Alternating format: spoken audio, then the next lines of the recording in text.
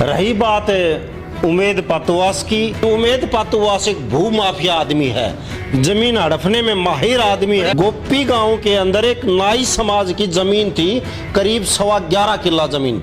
उस जमीन को उमेद पातुवास हड़पना चाहता था, वो मैंने इसका सिर नहीं चढ़ने दिया और जब तक मैं जीऊँ इसको बाल डाल के मैं पंजा मारने भी नहीं दूंगा। जो आदमी सिपाही से रिटायर होकर 15-17 हजार रुपए जिसकी पेंशन हो, क्या वो इतनी आलीशान कोठी गुड़गांव में बना सकता है? क्या वो इतनी आलीशान कोठी पातुवास में बना सकता है? क्या वो 45-50 लाख रुपए की गाड़ी में चल सकता है? क्या चुनाव में भारी भरकम पैसे यूज कर सकता है? को करोड़ रुपए की दारू पैसे बांटना। असलियत में तो ब्लैकमेलर उमेद पातुवास है, एक सिपाही आदमी जो 15-17 हजार रुपए ले और इतने भारी भरकम पैसे। ये अंधा आदमी भी अंदाजा ला सकता है कि अव्वल दर्जे का भ्रष्ट आदमी है ये। मैं अगर वह गोपी वाली जमीन तो इसने ले ली, रिश्ते डाको मार ले हो, तो फिर मैं ब्लैकमेलर कौन? तो और वो मिलेगा, मैं पूछूंगा उसको, कभी आगे से मिल गया तो मैं उसको ये बात पूछूंगा कि मैं ब्लैकमेलर कैसे हूँ। पार्टी टिकट दे या ना दे, राकेश तो चुनाव लड़े या ना लड़े, लेकिन तेरे को पक्का 2029 में एमएलए बना देंगे, पक्की मोहर लगा देंगे। ये पहला ऐसा एमएलए है जो 30 दिन में ही फेल हो गया। अधिकारी नहीं मानते, अधिकारियों ने भी पता है ये फद्दू आदमी है। जिस भी अधिकारी से मैंने काम है और वो जायज काम है, अगर वो अधिकारी काम नहीं करता है तो उसका गिरबान पकड़ने का मैं जज्बा रखता हूं। उमेद का बस की बात को नहीं तो उमेद तो मेरी पासिंग भी नहीं कर सकता, ये तो भूफा में है, मेरे आमने सामने आंख नहीं मिलाकर बात कर सकता। क्या दम है इसमें? जीरो आदमी है। तो 1 करोड़ की मान हानि का दावा करूंगा और कोर्ट में इसकी गर्दन पकड़ूंगा उमेद की। बता मैं ब्लैकमेलर कैसे हूं जज के सामने, झूठ कैसे बोल रहा है, बता मैंने किस दिन किरण चौधरी को गलत कहा, गलत भाषा का प्रयोग किया। मैं इसको नंगा करूंगा, छोड़ू नहीं गा। नमस्कार, स्वागत आपका हरियाणा न्यूज 24 पर। मैं हूं प्रिंस लांबा। हरियाणा प्रदेश के अंदर इस समय बारडा विधायक उमेद पातुवास बड़े चर्चा में है, क्योंकि जिस तरीके से अपने विरोधी लोग जिन्होंने इनके विपक्ष में खड़े होकर चुनाव लड़ा 2024 में, उनको एक के बाद एक अपने एक इंटरव्यू में धोया या फिर उनके ऊपर जो जो आरोप लगाए, उससे कहीं ना कहीं मामला अब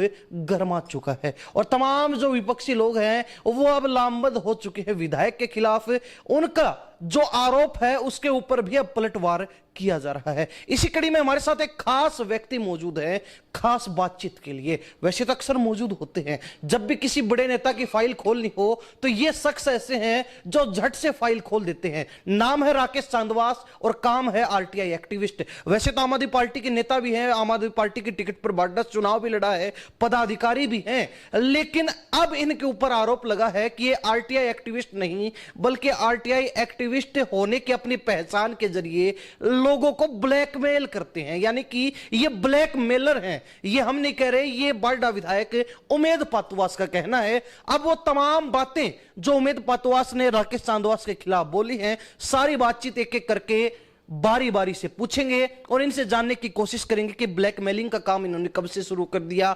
ब्लैकमेलिंग से कितना पैसा इकट्ठा कर चुके हैं, क्या ये विधायक के बराबर के व्यक्ति नहीं है। सारी बातचीत करते हैं। राकेश जी, बहुत बहुत स्वागत है। प्रिंस लांबा जी, सबसे पहले तो आपका और आपकी टीम का और आपको चैनल को देखने वाले सभी दर्शकों को मेरी तरफ से हाथ जोड़कर नमस्कार। रही बात उमेद पातुवास की, मैंने देखा इंटरव्यू और जब पत्रकार सवाल पूछ रहे थे, सवाल का जवाब ना देकर सीधा मेरे को टारगेट किया जा रहा था ताकि उस बात को घुमाया जा सके। 5-4 लोग जो पीछे बैठा रखे थे उन लोगों के से तालियां बजवा रहा था।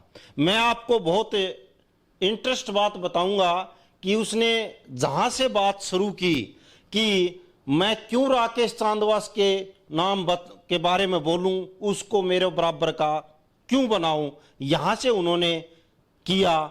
लेकिन उस व्यक्ति को यह नहीं पता, वो बात ठीक कह रहा था कि मैं राकेश चांदवास को बराबर का क्यों बनाऊं, क्योंकि मैं 95 में हूं और वो 5 में है। इस क्षेत्र के अंदर हमारी 4 पीढ़ियों ने हर पीड़ित पक्ष की आवाज उठाने का काम किया हो। मैं स्वर्गीय संत सुबे सिंह का पोता हूं जिसने 1973 के हड़ताल में पूरे देश में एक ऐसी हड़ताल अध्यापक आंदोलन बनाया था जो 6 महीने तक तिहाड़ जेल के अंदर रहा था, नाभा, पटियाला और संगरूर की जेल में पंजाब में रहा था। एक मास्टर था जो क्लर्क से भी कम तनख्वाह लेता था। वो आंदोलन को मेरे दादाजी ने सफल बनाकर एक इतिहास रचा था। और उसके अलावा बड़े इंटरेस्ट की बात है कि उमेद पातुवास एक भू माफिया आदमी है, जमीन हड़पने में माहिर आदमी है। बात कह रहे हैं आप, विधायक है वो। हाँ, मैं बड़ी बात कह रहा हूं। और आप इधर कमरे में घुमाएं, ये सारी फाइल उसी की है। देखो ये फाइल रखी। यह एक बहुत इंटरेस्ट मामला आपको मैं बताऊंगा। गोपी गांव के अंदर एक नाई समाज की जमीन थी, करीब 11.25 किला जमीन। उस जमीन को उमेद पातुवास हड़पना चाहता था, कम दामों में जमीन लेकर। और वो ऊपर, क्योंकि यहाँ जमीनों के भाव वैसे रेट 25, 30, 35 लाख रुपए किला के है, उसमें वो बेचना चाहता था कि 10, 12, 8 लाख रुपए में वो जमीन के किले मिल जाए। उसमें कई षड्यंत्र उन्होंने रच रखा था। जब वो पीड़ित पक्ष मेरे पास आया, मैंने अपने अधिवक्ता के तौर पर उस पीड़ित पक्ष की आवाज को उठाना चाहा, जिसमें तरह तरह की बात चली। तो उसके बाद जैतपुर राजस्थान के नाई, गुडाना का जो सरपंच है और उसका पूरा परिवार, और गोपी नाई, ये सारे समाज के लोग इकट्ठे होकर मेरे पास यहाँ बारडा ऑफिस में आया आम आदमी पार्टी के। और उन्होंने कहा कि हमारे बुजुर्गों ने इस प्रकार से की थी सामाजिक तौर पर और भाईचारा बनाने के लिए वो 11 किला जमीन का फैसला, जो इस क्षेत्र में बहुत बड़ी जमीन की चर्चा थी, वो फैसला मैंने भाईचारे के तौर पर उनको मैंने समझा बुझाकर सारा वो मामला रफा दफा करवा दिया। क्यों? और ये भू माफिया था, डीसी पर भी दबाव बनाया इन्होंने बार बार भी, ऐसे फैसला कर दे, ऐसा फैसला कर दे। जब केस उठाने वापस गए, 3 केस डीसी की अदालत में चल रहे थे, तब भी ये लगातार यही कह रहा था भी ये समझौता ना हो। वो थोड़े पैसे में जमीन लेकर और हड़पना चाहता था, वो मैंने इसका सिरा नहीं चढ़ने दिया। और जब तक मैं जीऊं इसको बाल डाल के मैं पंजा मारने भी नहीं दूंगा। पैसों, अब एक बात बताओ पत्रकार साहब, जो आदमी सिपाही से रिटायर होकर 15-17 हजार रुपए जिसकी पेंशन हो, क्या वो इतनी आलीशान कोठी गुड़गांव में बना सकता है? क्या वो इतनी आलीशान कोठी पातुवास में बना सकता है? क्या वो 45-50 लाख रुपए की गाड़ी में चल सकता है? क्या चुनाव में भारी भरकम पैसे यूज कर सकता है? को करोड़ रुपए की दारू, पैसे बांटना, बलबूते के ऊपर इसने जो चुनाव जीता है, ये असलियत में तो ब्लैकमेलर उमेद पातुवास है। एक सिपाही आदमी जो 15-17 हजार रुपए ले और इतने भारी भरकम पैसे, ये अंधा आदमी भी अंदाजा ला सकता है कि अव्वल दर्जे का भ्रष्ट आदमी है ये। आरोप तो आपके ऊपर भी लगे हैं। उन्होंने कहा कि आरटीआई तो नाम है, बहाना है, लेकिन ब्लैकमेलिंग का काम करते हैं। ये काम कब से शुरू? एक बात बताओ, राकेश चांदवास एडवोकेट है, वकील है। वकील को अगर वह आरटीआई का नाम लेकर ब्लैकमेलर बताएगा, तो इस हरियाणा प्रदेश में नहीं पूरे हिंदुस्तान के वकील ब्लैकमेलर बता दिए उसने। तो हमारा काम है वकील का पीड़ित पक्ष की आवाज उठाना। मैं अगर वह गोपी वाली जमीन तो इसने ले ली, रिश्ते डाक को मार ले हो, तो फिर मैं ब्लैकमेलर कौन? तो वह जमीन गोपी वाली हो हड़पना चाहते तो 5-4 इसका ये जो 7 अंडनिया था, ये था वो बॉन्डर बनाने के लिए वह जमीन ना हड़पने दी बने, तो मैं ब्लैकमेलर इसने बढ़ा दिया। ये एक देसी कहावत है कि अगर आप पानी उसमें गंद में मारोगे छिट्टा तो वो अपने लगेगा। तो खुद ने जिसकी जैसी सोच हो ना, उसने जो खुद ब्लैकमेलर हो तो उसने दूसरा भी ब्लैकमेलर ही दिखाई देगा। राकेश जी, अब बात आती है चुनाव लड़ने की। आपने चुनाव लड़ा, आपके सामने बीजेपी उम्मीदवार के रूप में उमेद पातुवास भी थे। कहते कि वोट आए 1600 मेरे बराबर का ही नहीं है। मैं क्यों बात करूं, मैं मेरे मुंह से क्यों नाम लूं? देखो जी, मैंने बराबर की बात पहले कह दी। आम आदमी पार्टी की कोई हवा नहीं थी। उसके बाद उसने ये एक बात कही, बहुत गंभीर बात कही, उसको शायद पता नहीं कि राकेश चांदवास की गांव में जाकर पूछ ले, कहिए नहीं ये बात, गांव में जाके पूछो छवि क्या है उसकी। उसको भले आदमी को ये पता होना चाहिए कि राकेश चांदवास हरियाणा प्रदेश में सबसे छोटी उम्र का पंचायत समिति सदस्य, बीडीसी मेंबर बनने का गौरव भी राकेश चांदवास के नाम है। जो मेरा गौरव हरियाणा प्रदेश में आज तक कोई तोड़ नहीं पाया। 21 साल 8 महीने का मैं चुनाव लड़ा। चांदवास में 1040 वोट पोल हुए, जिसमें से 961 वोट मेरे को मिले। 1040 में से 961 वोट जिस आदमी को मिल जाए गांव में, क्या वो आदमी गंदा है? एक तरफी पोलिंग हुई है मेरी तो।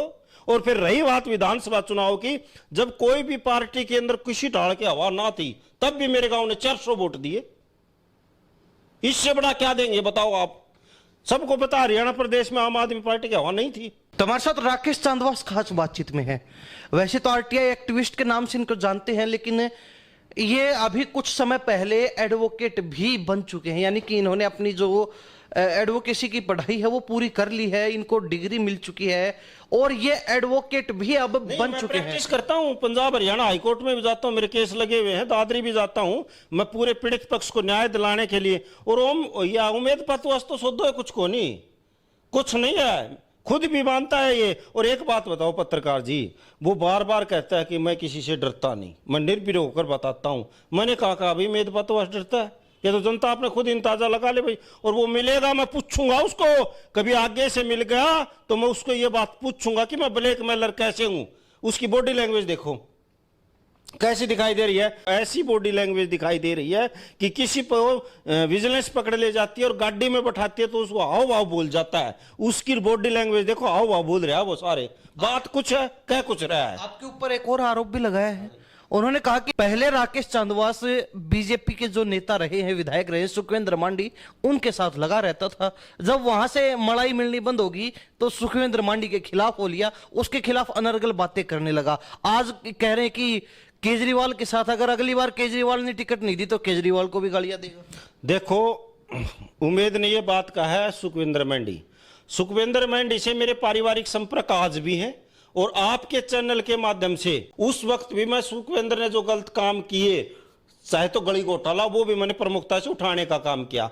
चौधरी अतर सिंह के और मेरे दादा के अच्छे संपर्क थे, अब भी हम आगे से कभी मिलते हैं तो रामाशामी अच्छी होती है। लेकिन मैंने सुखविंद्र से आज तक कोई भी काम नहीं किया। हाँ, सुखविंद्र ने पहला चुनाव लड़ा, उस वक्त मैंने जी जान से जो भी मैं कर सकता था, चाहे गांव के चांदवास में के बीच में लड्डू से तोलने का काम हो करवाया हो, चाहे कोई जो और भी मदद करनी हो, मैंने खूब जी तोड़ से उसके लिए मेहनत की। और एमएलए बनने के 2 महीने के बाद किसी बात पर हमारी मनमुटाव हो गया, उसका अलग रास्ता हो गया और मेरा अलग रास्ता हो गया। वो एक राजनीतिक रूप थे, पारिवारिक रूप से तो आज भी हम एक है। वो बिल्कुल गलत बात कर रहा है। उसके अलावा किरण चौधरी की भी कह रहा है कि किरण चौधरी के खिलाफ भी गलत भाषा का यूज करता है। मैं 40 साल की उम्र होली मेरी, एक भी शब्द मैंने आज तक किरण चौधरी के खिलाफ नहीं बोला।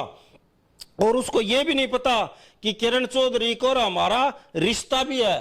किरण चौधरी के दादाजी और मेरी दादी के पिताजी सगे भाई थे लाडोसराय दिल्ली से। उसको यह नहीं पता कि ये किस है। तो जो मैंने आज तक एक शब्द भी किरण चौधरी के खिलाफ नहीं बोला है और मेरे उससे अच्छे संपर्क है। और हरियाणा प्रदेश की राजनीति में किरण चौधरी की मैं बड़ा सम्मान करता हूं। और राजनीतिक रूप से भिवानी महेंद्रगढ़ लोकसभा में धर्मवीर से भी ज्यादा अगर कोई वर्चस्व है तो वो किरण चौधरी का है। धर्मवीर तो मोदी के कारण जीत जाता है। मैं ये भी बताता हूं, ये इसलिए कह रहा है किरण चौधरी के बारे में ताकि वो भी इससे नाराज हो जाए, उसके कार्यकर्ता भी नाराज हो जाए। लेकिन मैंने आज तक एक शब्द भी नहीं बोला, प्योर झूठ बोल रहा है उमेद पतवास। अब बात आती है राकेश चांदवास को लेके। आपने कहा था कि कुछ दिन में विधायक के पोस्टर लगाने पड़ेंगे, लापता के विधायक दिखाई ही नहीं देता है। इस पर वो कहते कि ऐसे लोग भी ऐसी क्या बातें कर रहे हैं जिनका खुद का कोई जनाधार नहीं है। देखो जी, जब से वो विधायक बना है, आप जूही रोड पर जाकर देख रहे हो, तहसील से उरली साइड में जोड़ बना रखे हो सड़क के बीच में। कादमा में मोड़ के ऊपर जाके देखो, कादमा के अंदर जो एक दगड़ोली की तरफ जाता है, कांदड़ा की तरफ जो मोड़ आता है, वहां जोड़ बनाया हुआ है। विकास के नाम से इस आदमी ने विनाश कर दिया। देखो, बड़े शर्म की बात है, ये अनपढ़ जैसा आदमी है। प्रोटोकॉल में एमएलए चीफ सेक्रेटरी से भी बड़ा होता है। जब एमएलए जाए तो डीसी, एसपी और चीफ सेक्रेटरी को भी खड़ा होना पड़ता है। एक बीडीपीओ यहाँ हुआ करती थी, बहुत ईमानदार ऑफिसर थी वह, और उसके धरने पर जाकर बैठ गया। मतलब आईएएस वाली फीलिंग ले रही है और वो आईएएस बन भी गई कि 1.5 साल के दौरान ये अपना एक भी श्वेत पत्र जारी करके ये कहते कि फलाने गांव में फलाने लड़के को फलाने डिपार्टमेंट में नौकरी दिया है। इन्होंने युवाओं के साथ भी बड़ा कुठाराघात किया और बहुत ही घटिया किस्म का इंसान है ये। इसकी ये पता नहीं, ये तो यहां भी टिकट लेके आया तो वहां से मनसाराम और महताब सिंह के चौक पर भी जो अनर्गल बातें कर रहा था, ये सारी तरह से याद है। और यो कह रहा है कि राकेश को 2029 में बताएंगे। राकेश को तो शायद बताएं या ना बताएं, पार्टी टिकट दे या ना दे, राकेश तो चुनाव लड़े या ना लड़े, लेकिन तेरे को पक्का 2029 में एमएलए बना देंगे, पक्की मोहर लगा देंगे। ये बात भी सामने निकल कर आई है। इंटरव्यू के दौरान ये बात उमेद पतवास के द्वारा कही गई है कि इस बार तो 1600 वोट आए थे, अगली बार 1000 भी टप जाए तो बता देना। तो उसको भी मैं चैलेंज देता हूं, अब की बार विधायक बन जाता था तो मेरे को बता देना कि मैं विधायक बनेगा। सुपने में भी नहीं बन सकता। इतना भरोसा कैसे? पक्का 1000% भरोसा। कोई तो कहता है 100%, मैं कहता हूं 1000%। मैं दावे के साथ कहता हूं कि उमेद पतवास और यह आपके चैनल के माध्यम से मुझे नाक खुलवाएं कि वो कैसे एमएलए बना था। मेरे भी एक दिल में ये टीस थी कि बाहर का कहीं एमएलए ना बन जाए, जो दूसरे का हल्का का कांग्रेस का प्रत्याशी यहाँ आकर अरे यार क्यों जनता के सामने मुंह खुला है, कहाँ कहाँ इन्होंने कहाँ सड़कों पर पांव पकड़े होंगे, मेरे इतने कम वोट आए हैं, क्यों आपके चैनल के माध्यम से जनता समझ गई होगी। जी, राकेश चांदोस हमारे साथ खास बातचीत में है। अब कुछ हल्के में क्या कुछ काम हुए हैं, क्योंकि आरटीआई एक्टिविस्ट हैं, एडवोकेट हैं हाई कोर्ट के अंदर, तो ऐसे में हर चीज पर, हर पहलू पर नजर रखते हैं, हर मुद्दे पर नजर रखते हैं। तो ये भी जान लेते हैं कि बारडा हल्के में कितना विकास हुआ है, क्या कुछ चल रहा है। 2 साल सरकार को होने वाले हैं, कितना विकास हो चुका है। पत्रकार साहब, उम्मीद से पूछना आंगली दर की यो एक आदमी काम नू कह देना, आज तक मैंने बारडा हल्के में यो काम करवाया, एक काम भी, चाहे तो कोर्ट बनने की बात है, पिछली सरकार में नैना के टाइम पर उन्होंने मंजूर कराया था, वो जब तक रही तो उसका चर्चा चलता रहा, वो भी बंद पड़े हो टप, वे भी आएंगे, पैसे आएंगे। पूरे हल्के के अंदर एक काम ये बता दे कि ये काम, देखो एक क्षेत्र में हम जाते हैं तो एक चर्चा होती है इस बात की कि कोई तो नया नया एमएलए बनाने को अच्छा 1 महीना देखांगा, काम करेगा। मैं भी कल भी कई कहानियों में गया था तो इसकी तो एक चर्चा हुई थी कि ये पहला ऐसा एमएलए है जो 30 दिन में ही फेल हो गया। अधिकारी नहीं मानते, अधिकारियों ने भी पता है ये फद्दू आदमी है, ये जो काम का न है, क्योंकि पूरी तरह से ग्राउंड पर जीरो हो चुका है।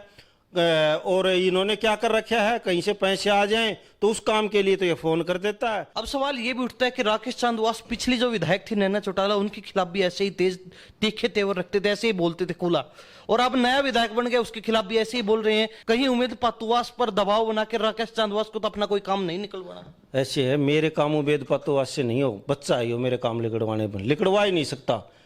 मैं जिस दिन जन्मा उस दिन मेरी माँ भी रोई थी यो के जाम दियो, उसको ये नहीं पता कि मैं किस मिट्टी का बना हुआ हूं। जिस भी अधिकारी से मैंने काम है और वो जायज काम है, अगर वो अधिकारी काम नहीं करता है तो उसका गिरबान पकड़ने का मैं जज्बा रखता हूं। उमेद का बस की बात को नहीं, न तो उमेद तो मेरी पासिंग भी नहीं कर सकता, ये तो भूफा में है, मेरे आमने सामने आंख नहीं मिलाकर बात कर सकता, क्या दम है इसमें, जीरो आदमी है ये तो। आप तो किसी पद पे भी नहीं हो, विपक्ष में आप बैठे हो, और आप सत्ताधारी पार्टी के जो विधायक यहाँ से जीते हुए उसको कह रहे हो कि वो पासिंग में नहीं है, मेरे वो जीरो है। लंबा साहब है, चोर के कभी पांव नहीं होते। अगर राकेश चोर होता ना और ये आरटीआई से ब्लैकमेलिंग करता, आपके चैनल के माध्यम से मैं ये दावा करता हूं, हरियाणा प्रदेश में एक भी आदमी या फलानी आरटीआई या राकेश ने लगाई थी कि मेरी लिखाई पाओगी या मेरी टाइप पाओगी या मेरा दस्तक पाऊंगा, और उनको या राकेश ने वापिस उठा ली और पैसे ले लिए, तो मैं आपके सामने आपके चैनल के माध्यम से कहता हूं कि आपके चैनल पर कोई आके बता दे, मेरे को कहीं भी बुला लो भी ये आरटीआई इतने पैसे लेके था, हरियाणा प्रदेश में शक्ल नहीं दिखाऊंगा। कोई भी ये साबित कर दे, मैंने आज तक किसी के पास 1 पैसा भी नहीं लिया, और इसके खिलाफ मैं याचिका तैयार कर रहा हूं, 1 करोड़ की मानहानि का दावा करूंगा और कोर्ट में इसकी गर्दन पकड़ूंगा उमेद की। बता मैं ब्लैकमेलर कैसे हूं, जज के सामने झूठ कैसे बोल रहा है, बता मैंने किस दिन किरण चौधरी को गलत कहा, गलत भाषा का प्रयोग किया, मैं इसको नंगा करूंगा, छोड़ दूं नहीं का। तो हमारे साथ राकेश चांदवास खास बातचीत में, कहीं ना कहीं ब्लैकमेलिंग का ठप्पा इनके ऊपर लगाने की कोशिश की गई, उस बात से आहत भी है, गुस्से में भी है, और इनकी बातों से साफ पता चल रहा है कि गुस्से की सीमा किस हद तक बढ़ चुकी है। खैर वो बात अलग है कि ये बात कह रहे हैं लगातार कि मैंने फाइलें तैयार कर ली हैं और कुछ एक फाइलें तैयार कर रहा हूं। तो राकेश जी वो फाइलें खोली दीजिए, पता चल जाए लोगों को कि कौन सी फाइलें आपने जुटा रखी हैं उमेद पातुवास की। जिस दिन उमेद पातुवास की फाइल खोलूंगा, मैं दावे के साथ कहता हूं, खोरडा से लेकर पातुवास तक, इसको जो रोडों पर चुनाव के दौरान घूमा था वे उसने डर के रूप में दिखाई देंगे। इसने इतने बड़े कांड कर रखे हैं, इन सब तमाम बातों को लेकर मेरे हाई कोर्ट के अधिवक्ता तैयार कर रहे हैं। 1-2 दिन के बाद या 3 दिन के बाद इसके पास मानहानि का नोटिस भेजा जाएगा और फिर केस दायर किया जाएगा, और मैं लड़ाई लड़ने के लिए तैयार हूं। और सबसे पहले कागज प्राप्त होने पर आपके चैनल के माध्यम से सारी जनता को दूध का दूध और पानी का पानी कर दूंगा। अगर मैं एक बात और कहता हूं, मेरी तो सरकार नहीं है, मैं तो आम आदमी पार्टी का एक कार्य करता हूं। यह कहता है कि ब्लैकमेलिंग की है, ब्लैकमेलर है, इसके आण के कब्जे में विजिलेंस है, कराओ मेरी जांच, दिवाओ मेरे खिलाफ शिकायत। एसपी साहब को दिवाओ, डीसी को दिवाओ, और कितने दिवाओ भी। मेरे तो राकेश ने ब्लैकमेलिंग करके पैसे लिए, करवाओ मुकदमा दर्ज, भेजो मेरे को जेल। ये सब प्रोपगंडा, झूठा आदमी है, इसकी छल बैठ गई और कुछ नहीं है, जीरो है जी। तो राकेश जी और क्या कहना चाहेंगे आखिर में? यही कहना चाहता हूं भाई, ये 5 साल अपने बाल डालके की जनता के बहुत पीछे गए। ऐसे आदमियों को हमने एमएलए बना दिया जो न कुछ कर सकता, न शिक्षा के क्षेत्र में, क्योंकि अनपढ़ जैसा आदमी है, न को किसी अन्य भूमाफिया किस्म का आदमी है, लुटेरा किस्म का आदमी है। पैसे पैसे डाका लाग रही है तो लूट लो बाल, गुड़गाम हम कोठी बना ली। ऐसो साहूकार हो तो एक सिपाही थे रिटायर दो, 15-17 हजार रुपया ले कर दो, खा गए इलाका ने लूट लूट की। बड़ा माफिया था, और इसका गोप्य वाली जमीन को दर्द से उसमें इसका जूत लाग गया और रो ऐसे। राकेश जी बहुत बहुत धन्यवाद बातचीत के लिए, आपने सभी का धन्यवाद। हमारे साथ राकेश चांदवास खास बातचीत में बने हुए थे। बारडा विधायक जो बीजेपी से उम्मीद पातुवास, उनकी तरफ से इनके ऊपर आरोप लगे और अब इन्होंने जो है उनका भी कच्चा चिट्ठा खोलने का काम कर दिया। अब इन आरोपों में सच्चाई कितनी है ये बात तो खुद उम्मीद पातुवास बता सकते हैं। अगर उनके पास ये वीडियो पहुंची, उन्होंने ये वीडियो देखी है, तो ऐसे में क्या ये आरोप सही है या फिर गलत, इस पर अगर वो खुद टिप्पणी करना चाहते हैं, खुद बातचीत करना चाहते हैं, तो हम उनसे भी बातचीत करने के लिए तैयार हैं। लेकिन तब तक हरियाणा प्रदेश की जनता और बारडा के लोग इस पूरे मसले को लेकर अपनी क्या प्रतिक्रिया रखते हैं, कमेंट के माध्यम से जरूर लिखिए। इन्हीं सब बातों के साथ मैं प्रिंस लांबा, मेरे सहयोगी हिमांशु लांबा के साथ हरियाणा न्यूज 24। नमस्कार, जय हिंद।